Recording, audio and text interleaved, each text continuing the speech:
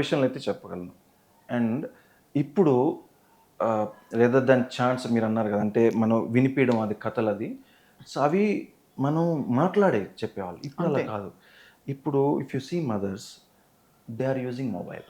Mobile దగ్గరున్నప్పుడు బేబీకి కూడా వెళ్తుంది కదా రేడియేషన్. అవును.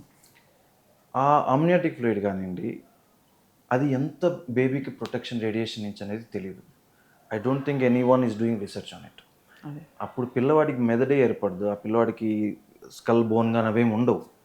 సో ఈ రేడియేషన్ వల్ల ఎంబ్రియోకి ఎంత ఎఫెక్ట్ అవుతుంది, మదర్స్ రేడియేషన్ వాడడం వల్ల.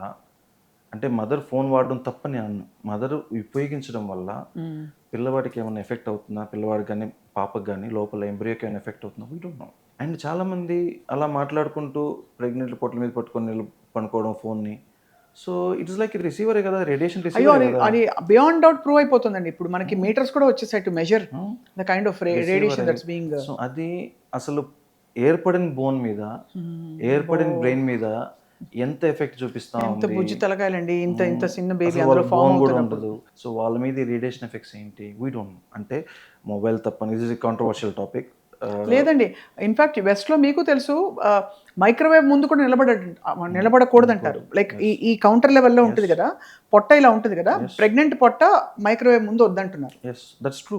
For a long time. In fact so అంటే ఇవన్నీ రేడియేషన్స్ బ్రెయిన్ డెవలప్మెంట్ మీద ఎఫెక్ట్ పడడం అంతా ఇది 100% రైట్. అని there is no study for that, but లాజికల్గా ఆలోచిస్తే that is true. It's correct.